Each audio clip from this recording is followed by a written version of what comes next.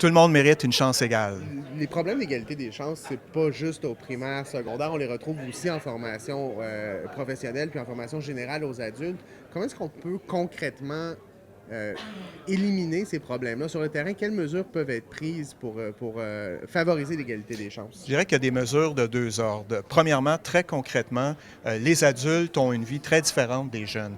Un adulte a plusieurs responsabilités, donc il faut s'attaquer à lever tous les obstacles qu'un adulte peut rencontrer, que ce soit d'ordre financier, d'ordre de libération de temps, la conciliation famille, travail, études, tous les règles qui peuvent empêcher, nuire, bloquer le fait qu'un adulte réussit à s'inscrire, réussit à persévérer, réussit à terminer sa formation.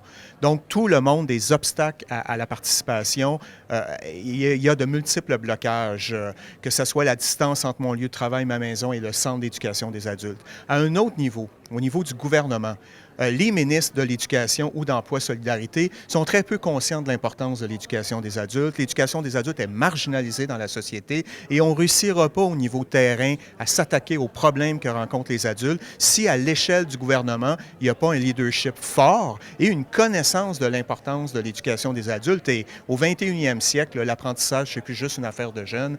Ça fait 40 ans qu'on le dit, mais on remarque encore que quand les ministres s'intéressent à la question de l'éducation, c'est qu'à l'éducation des jeunes qui est question.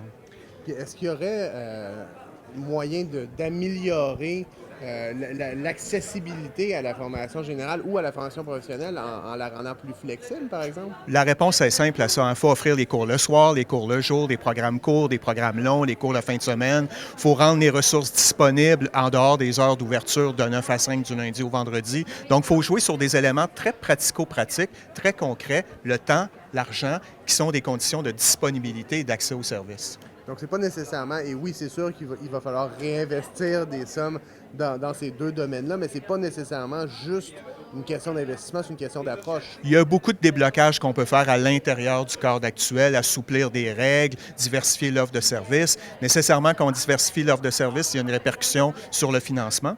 Il faut financer cette diversification-là. Il faut financer une offre plus large et plus fréquente de formation en dehors des heures traditionnelles. Il faut aussi faire des partenariats avec l'entreprise. Si je travaille et je veux me former, il faut que mon entreprise puisse me libérer pendant le temps de travail.